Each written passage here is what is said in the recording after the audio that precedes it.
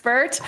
This is Jessa speaking, if you guys are listening and not watching, and I'm so excited to be joined by Elisa Wallace. Elisa is someone that, I mean, no surprise to anybody listening, from the beginning of Ask an Expert, back when it was called Office Hours 3 years ago, she has always been on our list of like, we have to talk to Elisa. And I think we finally got the guts to reach out and ask her if she'd be up to be a guest on this show and talk to us about the Mustang Makeover, because she clearly has, she's just made so many people aware of this breed and the makeovers.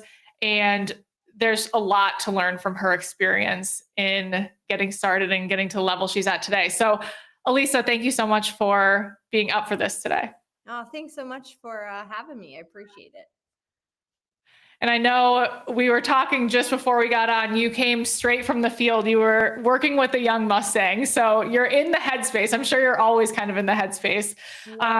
And I assume that the people listening or watching know a lot about you, but just to kind of set the table, I usually have the guests do their bio, but I think that you would probably not give yourself as much credit as you deserve. So I'm going to do some of your bio.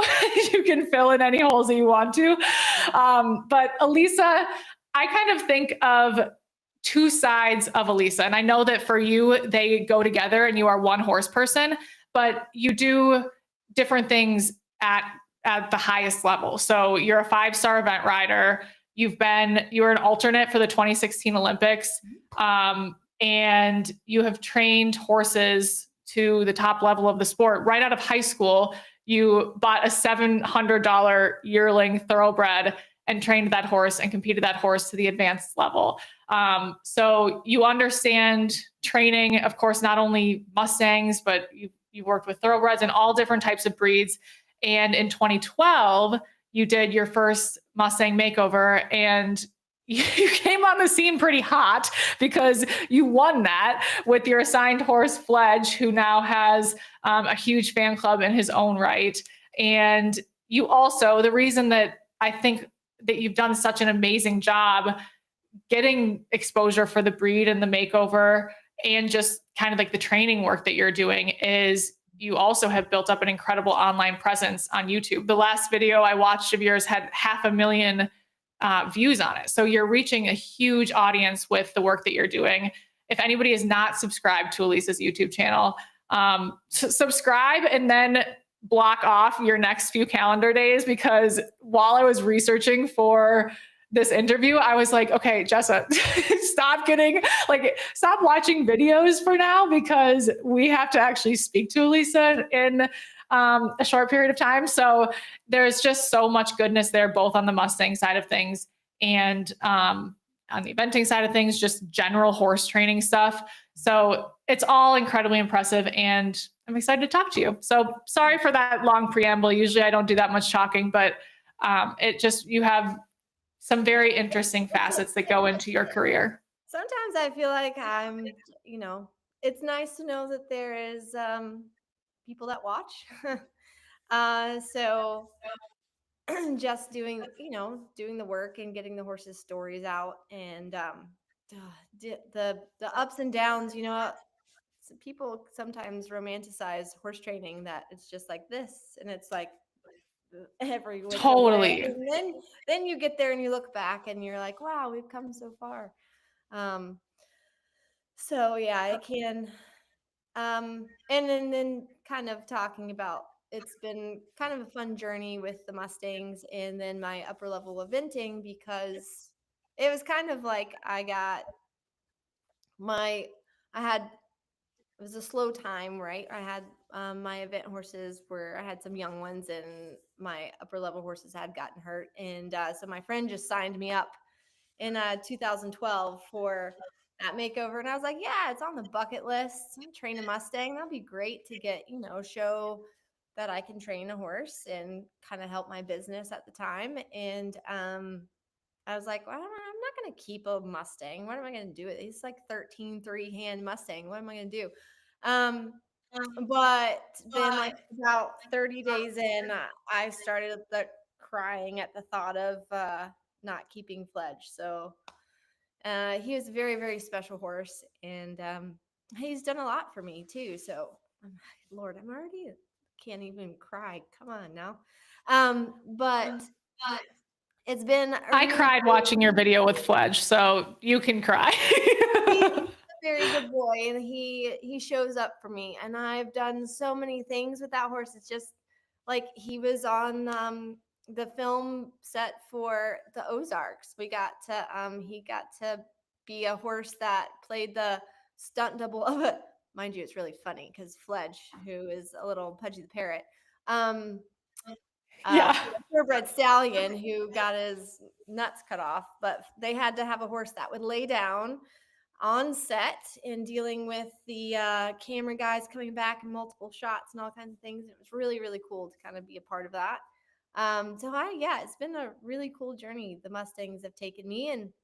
And then, on the other hand, I have my super cool event horses like Simply Priceless, who I got to do all the big things, which that's on the top of my list too. So checking, I mean, I'm an eventer through and through, but also like learning and training horses that's how I was raised. So it's been a fun Yeah, and journey. I think it serves I love to see you doing it because I think it serves the sport to have a background like yours in high performance as well. Like showing people that it just serves you as a rider to have this training background and to really go so much deeper in like identifying talent in horses and taking the time to really train them and go through the whole process and develop those partnerships.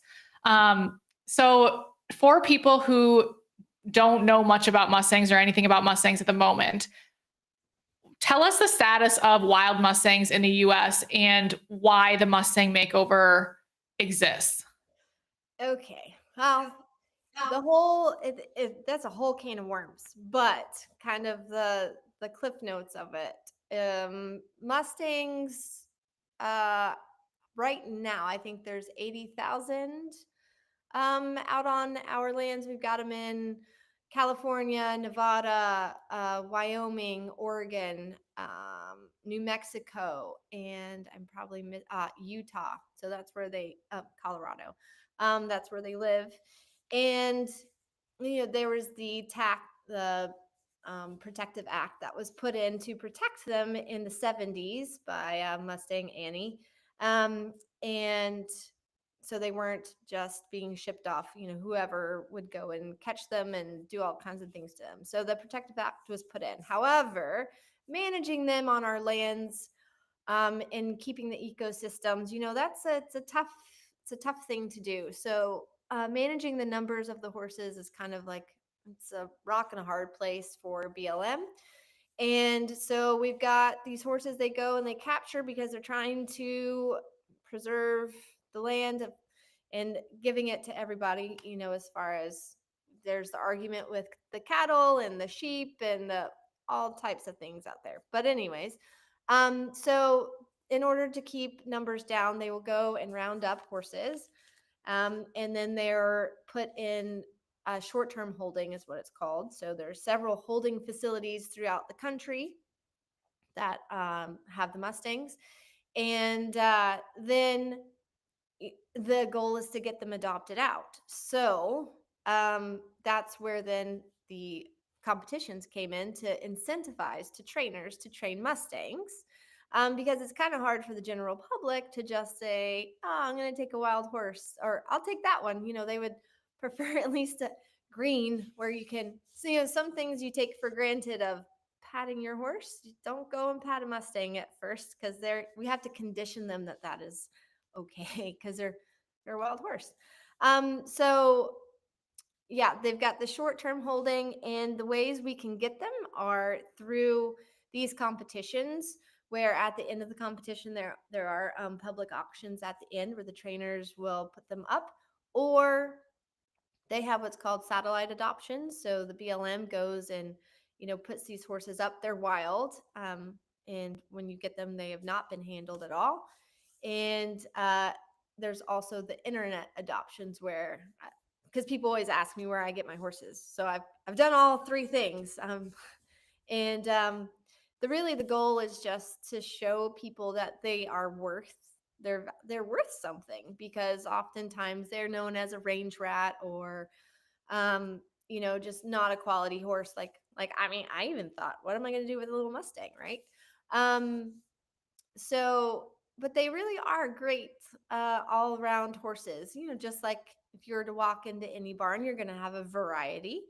And the fun thing with the Mustangs are, there's different herds, and in those different herds, which are called HMAs, which is the herd management areas, um, there are similarities among those herds. So you can kind of, it's funny who you talk to in Mustang land, because there are certain herds people will avoid, um, and certain herds people love. So, but it depends on everyone's experience. For instance, Fletch, my first horse, incredibly intelligent, so smart, loved him. I mean, he got me hooked on Mustangs, and he is from the Medicine Maverick herd, or Maverick Medicine. I always get it backwards. And I for sure would train another one again. But if you were to ask, I know there's some people that would be like, nope, never again, never going to train one from that herd. Um, so it's actually really cool too, because I have been working along with Edelon, who does the genetics of a lot of the Mustangs. So you can send in your genetics for your event horses, or like I've done it on my young horses to see the actual thoroughbred percentage in the warm bloods and stuff. But it's really good for them to start getting the genetic bank for the Mustangs. And I've had actually two of mine were our brothers. So Eton and Wyeth, they're from Green Mountain, HMA from Wyoming, and they ended up being brothers, which was really cool. And to back Edelon up, I actually had photographic evidence of it. So that was really neat. But I can just dive in and talk about all kinds of stuff with them. But the thing about the Mustangs are, they come in all different shapes and sizes, all different temperaments as well.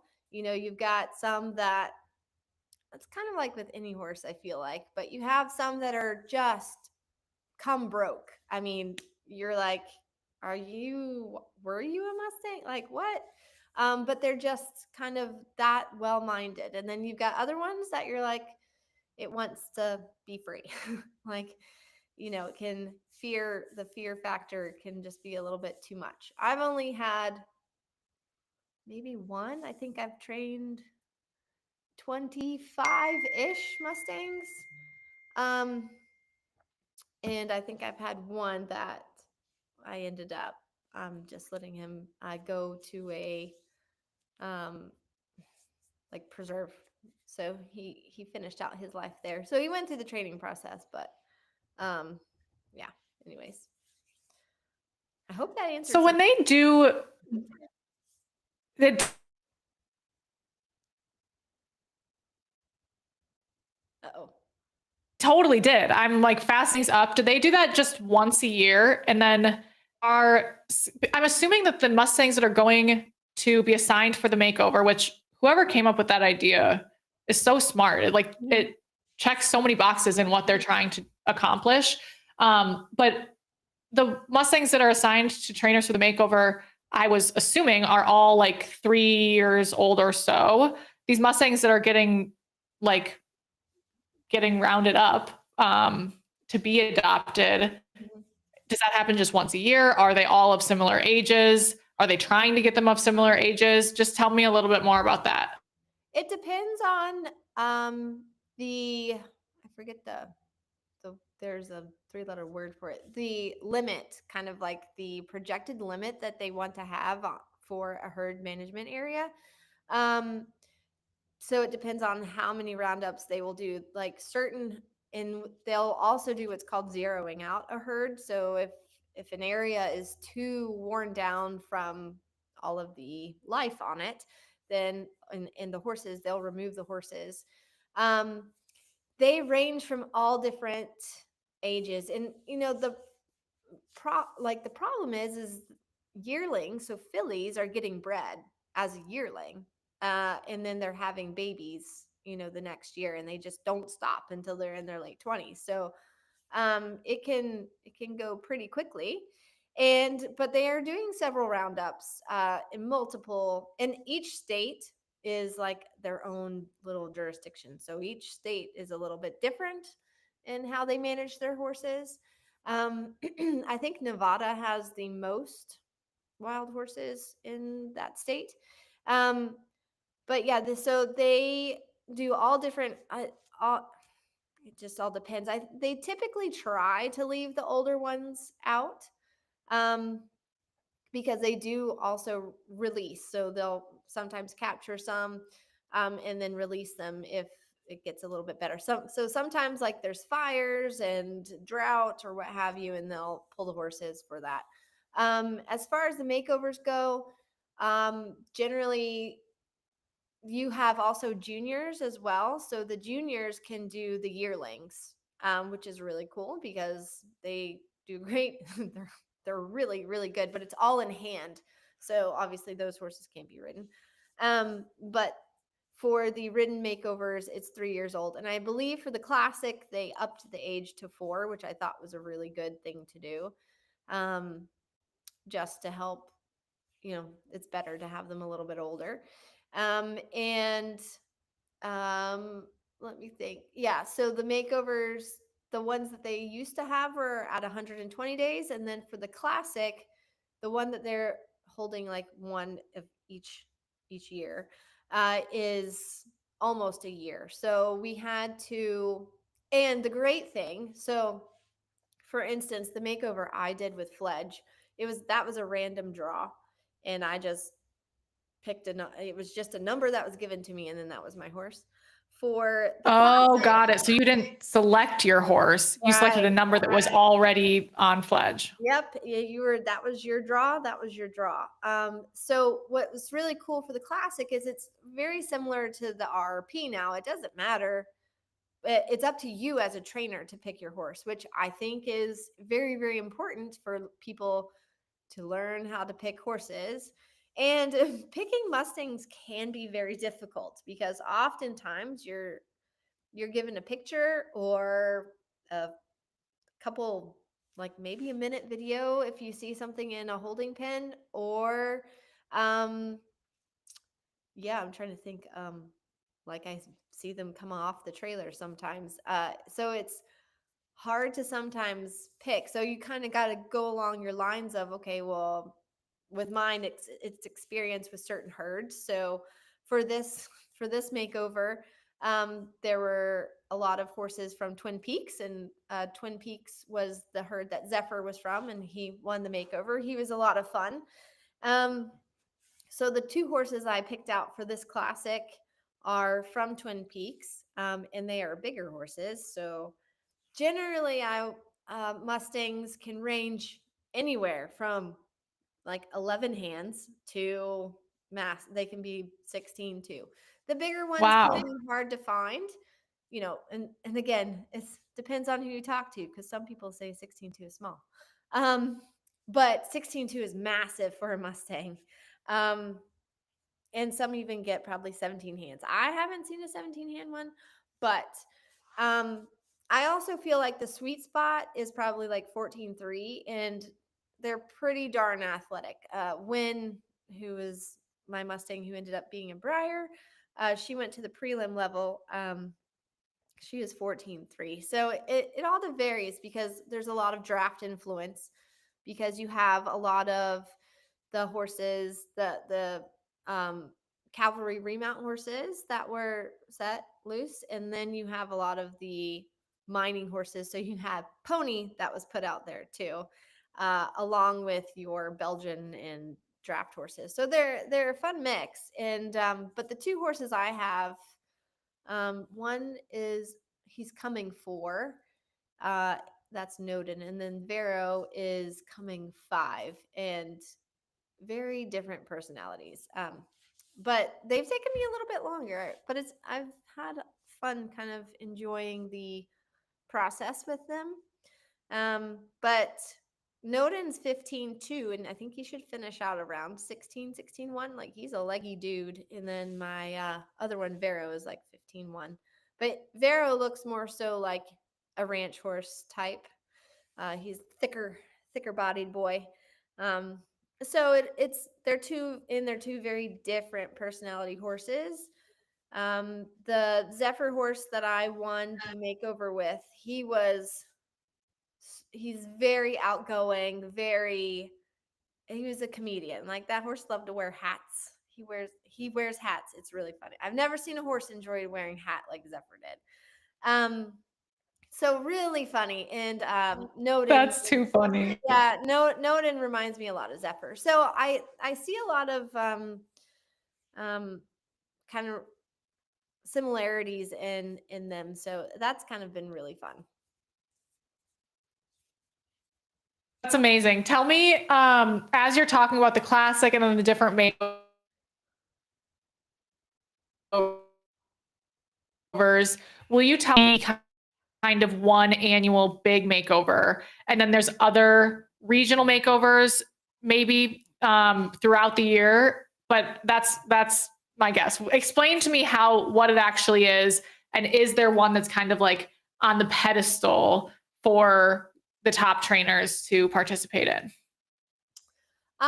So for me, the classic is the great one because, like I said, we have a longer time frame. We get to pick our own horses, and we can choose whether or not we want to keep them. Where before they had to go into a mandatory auction at the end, which was heartbreaking if you didn't want to.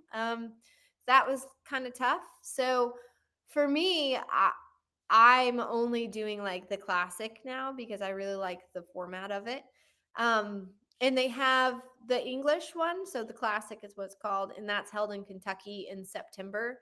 And then they have like their regular, they call it the Mustang Challenge, which is in Las Vegas, which is in July, I think, which that's the Western based one. So what was really fun was two of the riders or trainers that did Vegas with their horses also did the classic and were second and third, I believe.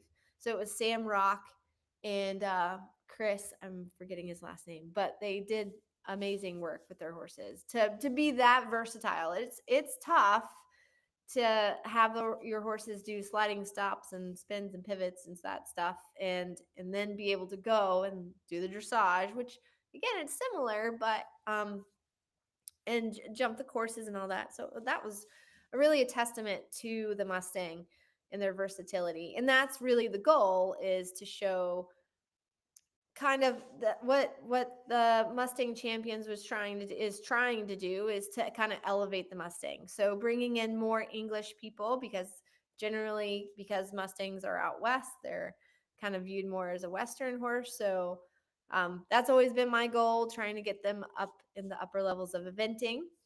And then as far as it depends on how much kind of grant money they get in for the sponsorships and stuff to do the competitions. And so I think there's maybe 4 or 5 a year kind of in total that are throughout the country. But for me, the best one is like the classic, just because I really do like the format. We were able to pick up horses October 1st.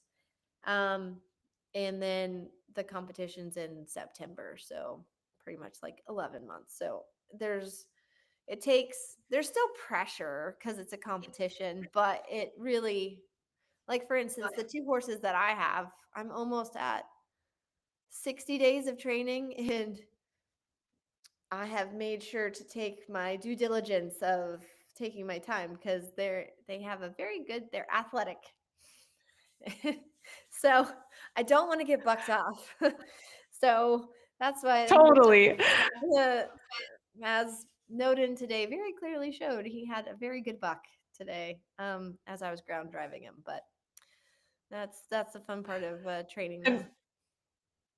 Now you have a little more time before you have to get on him, and hopefully he's worked some of the bucks out. Yeah, well, yeah. So And every horse has their own timeline. So With the Mustang Classic, to kind of describe that for us in terms of, so you choose your horse on October 1st, and then you have the year until the show happens in September. How many people are competing, and what is the competition like? Like, what are you being judged on, and how is the final winner chosen? So, they're still they've adapted it a little bit this year. So it's a little different format than this year, kind of. So 2025 is going to be a little bit different than 2024. This year's was, you had your dressage test, and then you had a show jumping in a cross country round. Um, and you could actually choose between doing cross country or what was called working eck. Um, and then they added up the scores, and then the top 10 goes to the finale, which then the finale is like what normal Mustang competitions are, which are freestyle, where you're demonstrating everything you can do with your horse in 3.5 minutes. And it's really actually, it's funny to think of because I've done it since 2012, kind of how the um, makeovers in the freestyles were back then to like now. It's like elevated, and I feel like I got to act a little bit and like have this theme. And so it kind of pushed me this year in a different way. And again, I had a fun horse to do it on because I tried to really, I honestly didn't think that I had a shot of winning, um, because just where he was in his training, but he really stepped up to the plate because, as we know, Kentucky is a big place for a big horse. He's 5, but it's still a really big atmosphere. And I mean, my event horses have a hard time, and they've been competing a lot longer than the Mustangs have. But yeah, so my horse this year, he ended up winning the dressage round, and then I think I was like fourth or fifth or something in the jumping. And then I forget the complete how they like tabulate the score. And again, they've tried to base it on, so like jumping is similar to the young event horse. So you're like, because you're wanting to, the horses you're wanting to pick or to show that are winning are the ones that are meant for jumping, like jump well, are relaxed. Relaxation's like the biggest thing, honestly.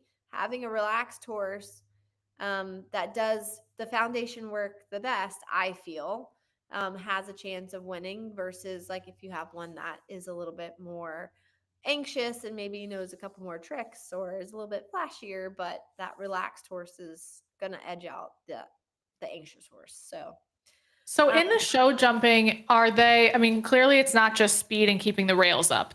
right.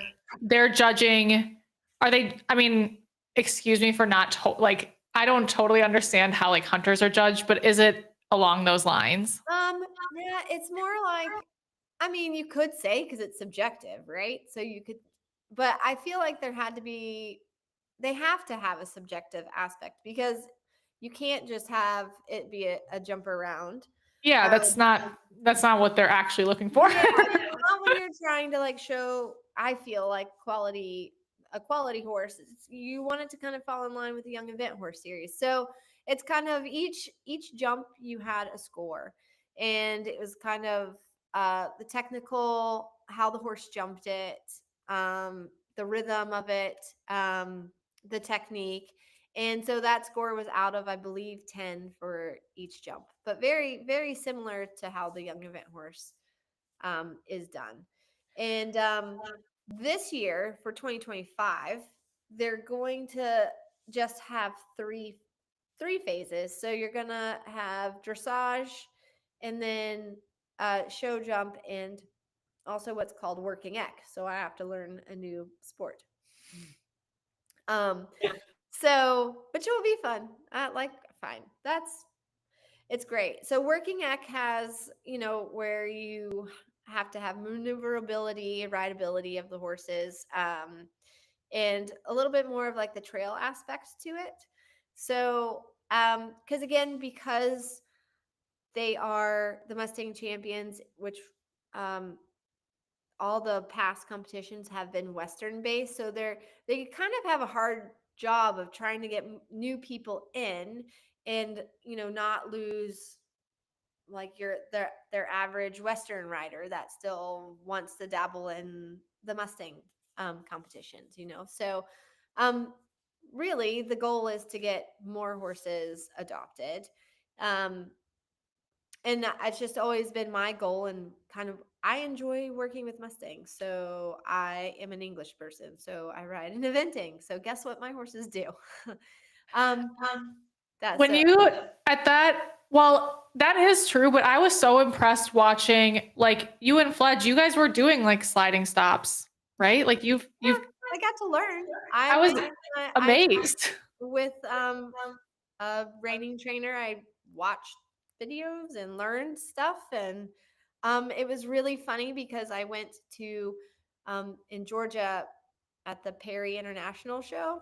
They had a reining competition. I'm like, oh, cool. Like the entry fees seemed pretty cheap. I was like, awesome. I'm going to take my 90-day Mustangs and like practice some reining.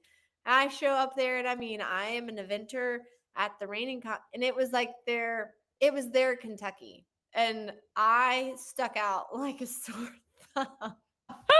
That I is so There funny. are rules to how you warm up. Like everyone has to circle the same way. And for instance, when everyone is doing their slide running the fence, like you can't do circles. So it was great because it's always fun to learn from different disciplines, and it's really, I feel, helped me when I've had difficult horses for dressage and stuff like that, kind of trying to think out of the box. Um, and it's a fun way to not get burnt out, because burnout is very easy to do. Um, but the Mustangs always ground me, uh, as well as my event horses do. But just kind of going always back to foundation work and doing all that stuff. So Just to kind of tie a bow on the classic a little bit, when the dressage tests and the jumping round, are those like if you had to compare them to a level of eventing, what level are you? Is it like beginner um, novice? yeah, it's going to be beginner novice, just because, well, beginner novice slash, sorry, that's my dog. Um, Probably like tadpole or Okay. yeah, it's like jumping wise, because they're um like, I mean, I would love for it to be beginner novice height, but it's more so going to be your intro. Yeah. And then the working ec, I know. So they're doing that. There's no cross country option in No, 2025. sadly, I'm And sad. then working ec, does that happen? Are you the only one in the ring, or is it like an equitation? Like, are you in a group? No, working ec is more so based on like kind of how, I don't know if you it's really cool to watch, but like the bull horses, like all the, like they jump a jump, they're canter, they do flying changes, they do canter walks, then they'll open up a mailbox and side pass and open up a gate, so all that stuff. So it's a English ish trail class. Do you know what kind of like obstacles they're going to put in front of you? Uh, you don't. This past year they had a black cow thing that my horse was spooked at in the warm up, because it's supposed to emulate a bull. And I was glad I wasn't in the working act, because my horse did not know what that was. But so Um, I'm not sure. all right. We'll find out when you find out if we can watch virtually. What are the crowds like there? Like, is it a Well, spectator event at the classic? they're working on it. I mean, it'd be great if we could get more people. This past year we had 60-ish competitors. So I'm thinking that we're going to have a lot more. I mean, they want to have as many as they can, and fill the stands. So it was, not like Kentucky when you can't hear the inside of your brain when you're in the arena. But it's sometimes almost harder when the stands aren't full because then it's a little bit more echoey. Yeah. But it, hey, if you or anyone wants to come and watch some really cool horses do awesome things, my favorite's always watching the free. It always amazes me the creativity that people come up with for the freestyles, and I was really proud of all the trainers and competitors this past competition because I thought everyone did a really good job on the turnout of their horses, and they all looked great, and they did a really good job managing everything. Just wait 1 second. I'm moving spots. 1 second.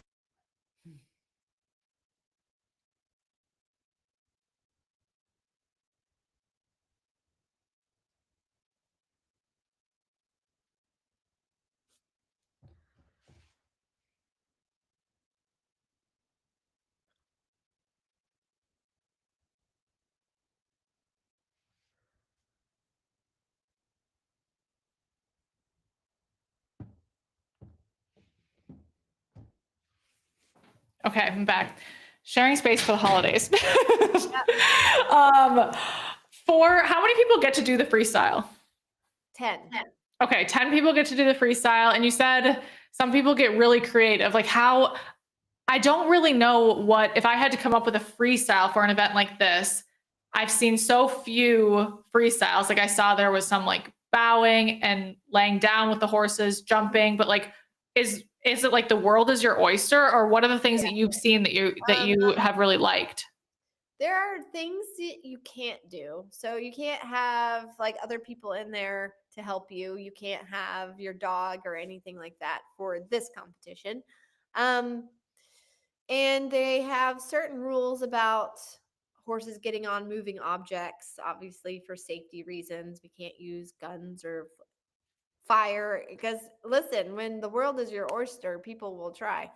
Um, so I think people really are going off of like the theme. Like I've seen some really cool ones.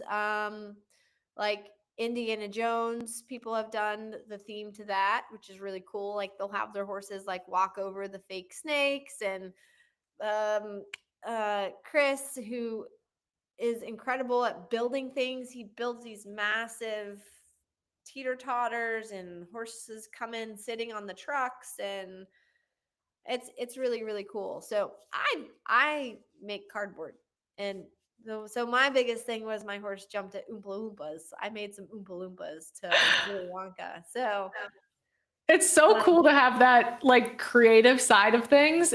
I didn't realize that like it's stressful. Like craftsmanship or woodworking or whatever is part of the skill of this too, but it sounds like it kind of would be a huge benefit to be able to build those things. Yeah, my art degree came in handy this this past competition.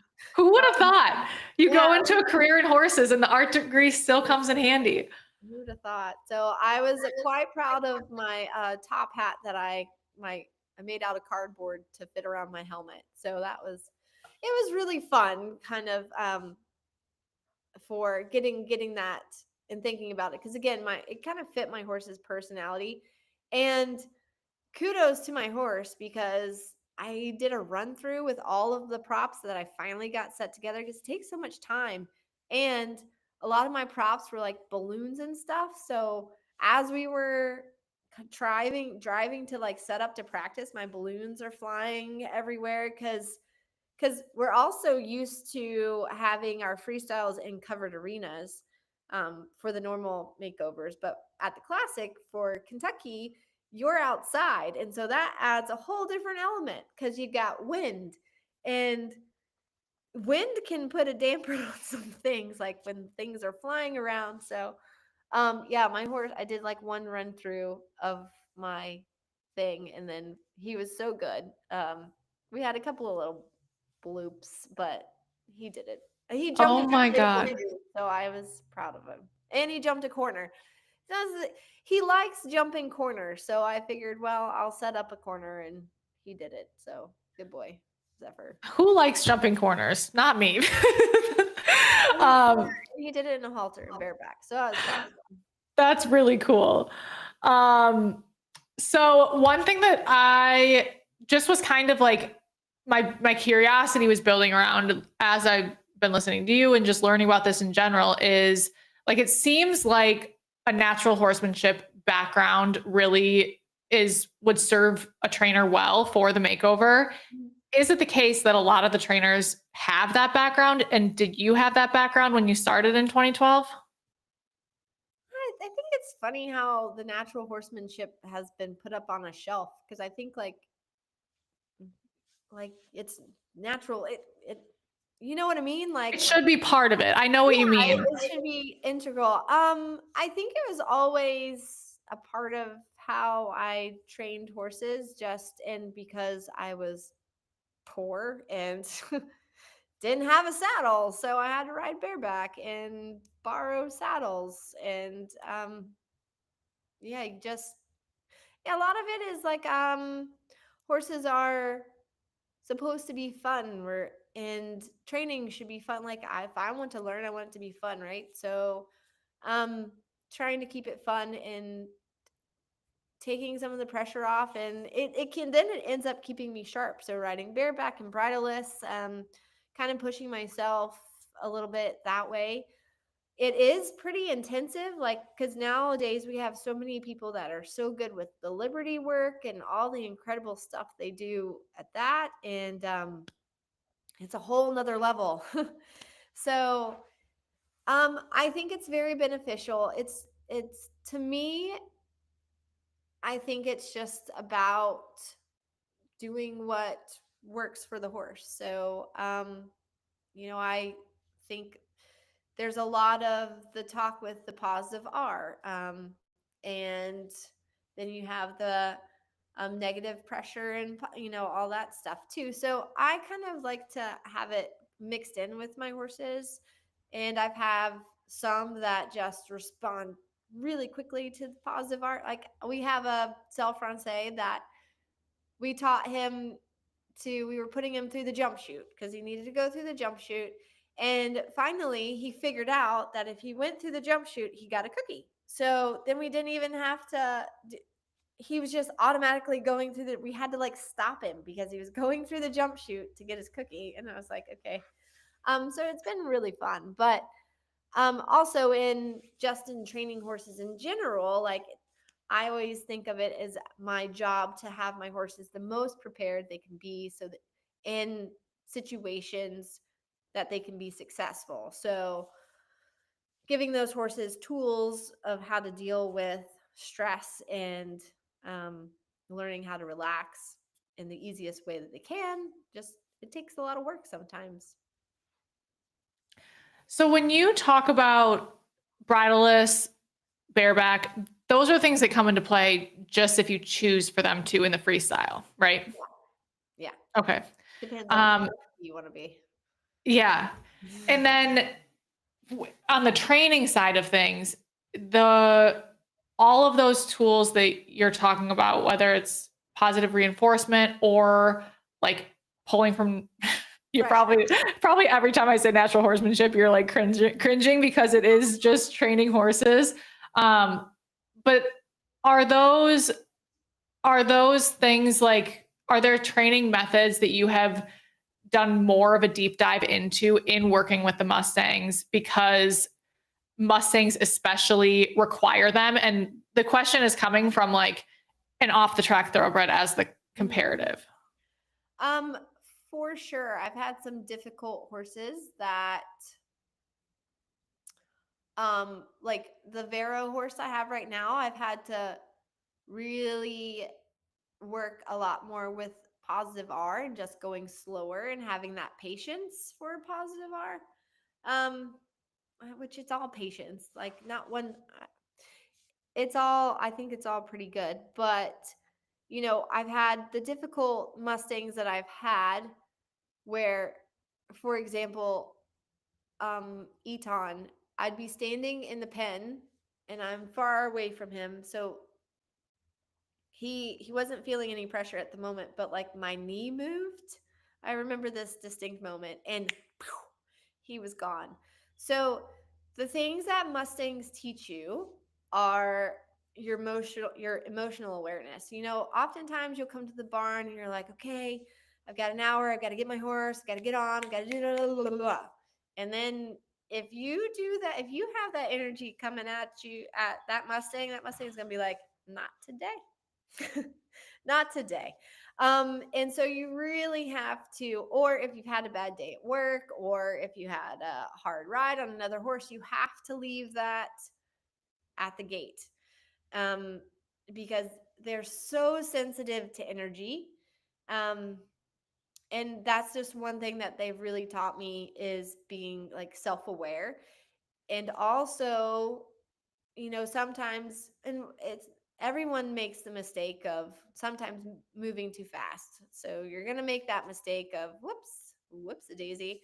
Um, you know, like the Vera horse, he was an interesting horse because he is he'll come up to you. He's pretty friendly, but he's like only on my terms. But in working with him, he's not like the one that will run away really quickly. He is the one that will stand there and then kick you.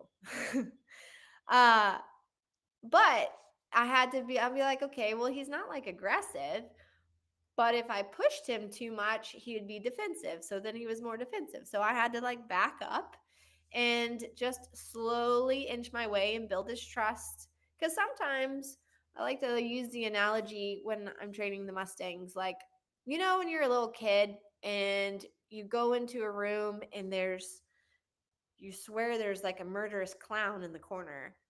But like your dad comes in and turns the light on and says, look, it's just the towel with the hat on it, right?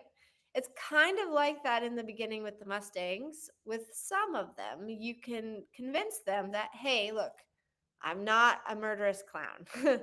I'm your friend, but how they know that we're their friends, right? So we have to create scenarios where they can start to go, oh, well, that wasn't so bad. And then they get better and better. But then you've got the horses like Vero that says, you are a suspect to me. Um, so the only way that I've been able to kind of get further along with him is by rewarding him with the cookie. But he still hasn't, I call it like let go, where he's like free emotionally. He hasn't completely dropped his walls yet. But it's really it's really a moment when they do. So because they, you know, there's a lot of emotional stuff for them that they go through. And it's very stressful, and it's the same for our thoroughbreds. You know, when they come off the track, and it can be stressful because they're used to a certain way of life, and then they go into a different, oh, you're retired now, oh, second career now, and they're like, what Totally. what Yeah, it's happened to my 5 whiplash for a.m. these gallop? horses.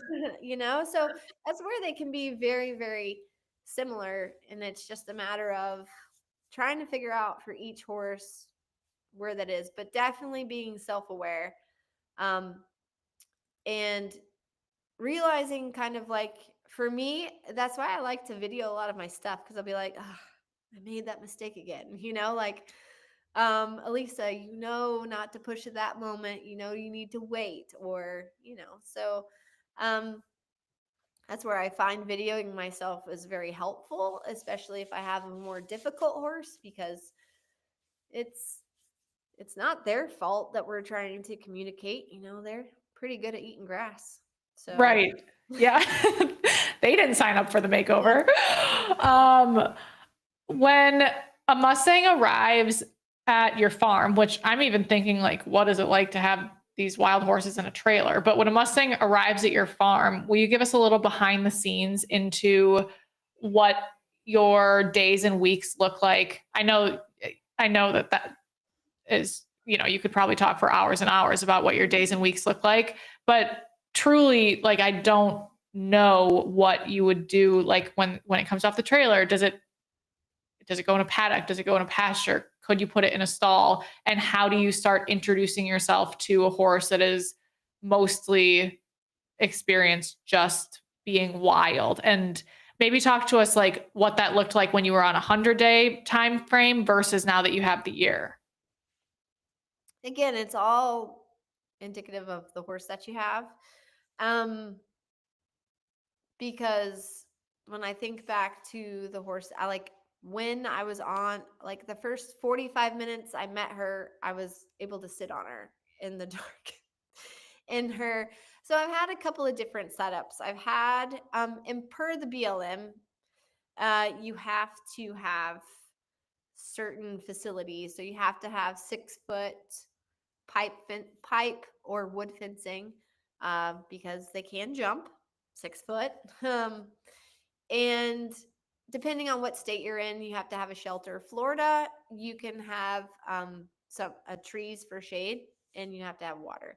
So I can't remember the minimum size pen. The pens that I have, I think, are 40 by 40 because I just built some new pens because we had 5 Mustangs coming in at the same time because my working students were got some too. So it actually worked out really well because we have an alleyway and we have 2 sets of pens, so 40 by 40s on each side. Um, and basically, how it goes is, and again, depending on if you want to have a horse, when you pick them up, they're loaded up and they can put a halter on them. Which generally I do just because there have been scenarios where it's handy to have a halter on. There are instances where the halter comes off, or I've had a horse chew a halter off. um, so, and that's fine.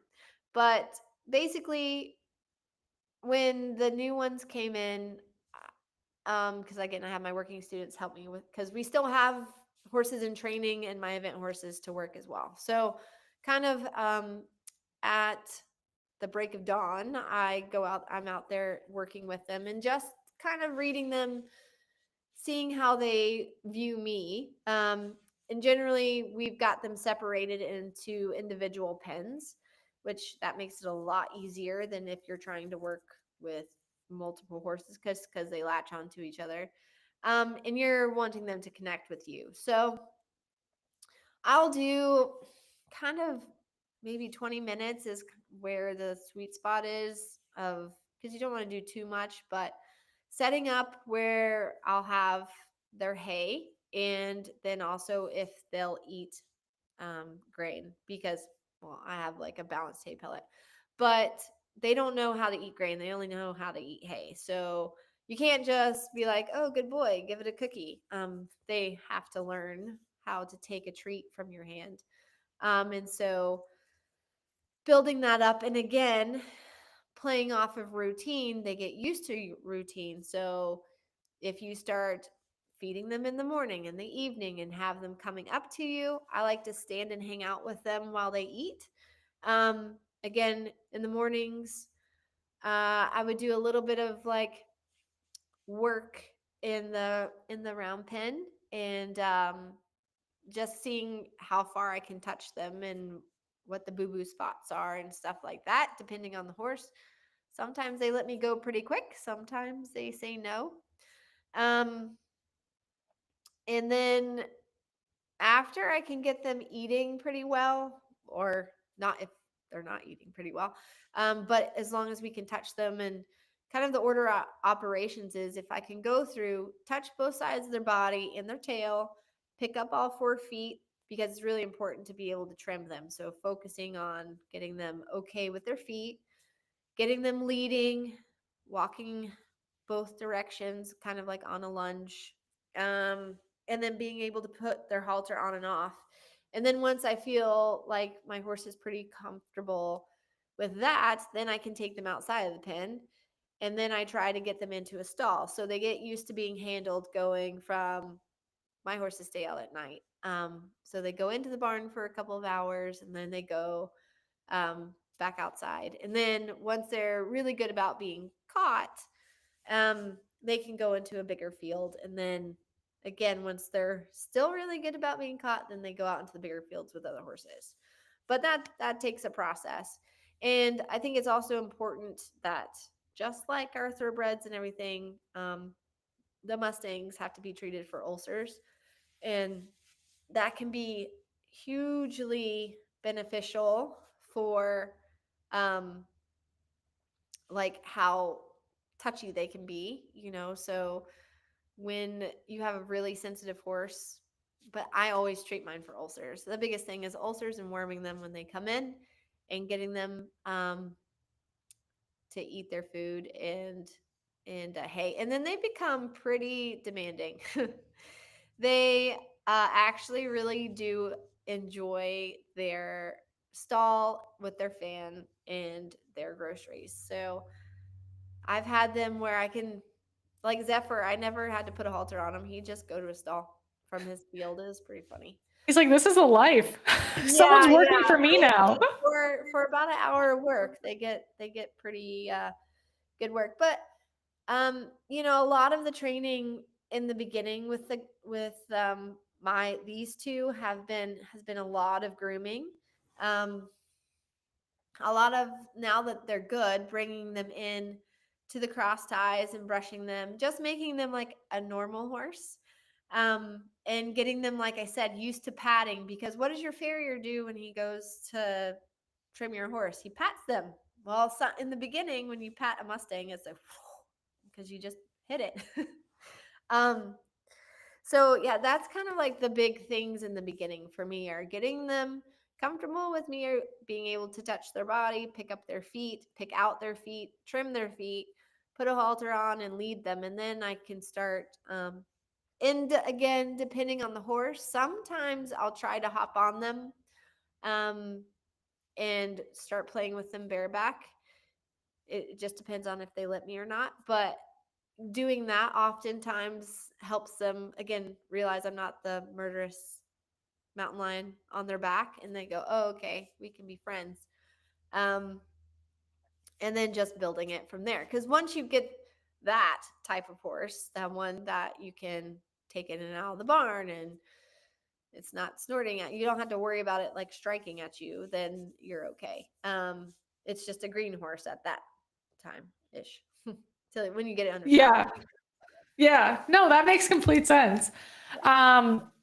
We've been talking for almost an hour, and I'm like, I could talk to you for 3 more hours and still just be scratching the surface, which is why it's such a gift that you do put a lot of the work that you do out on YouTube. But for people who are interested in Mustangs or Mustang Makeover or both, where should they go? And then also include like where they can find you.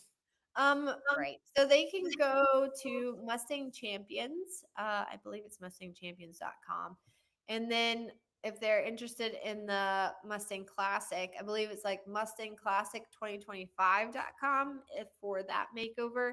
But the Mustang Champions is going to have a lot of information for you. And then, yeah, for me, it's wallaceeventing.com. And then my Facebook and Instagram and YouTube, I'm all there. And I also have a Patreon section too, where people can see the behind the scenes. I try to give a lot of free content, because I think it's like really important for people, but then like but we got to make money just like everybody else, right? So Ain't that the truth? I gotta feed a lot of horses. So I have a really cool Patreon group that where I try to do behind the scenes stuff, and they're like the first to know. They're also first to like access of if I'm selling horses and How stuff. cool. So yeah, but I mean, for me, the goal is to get the Mustangs, train them, and allow people access to them.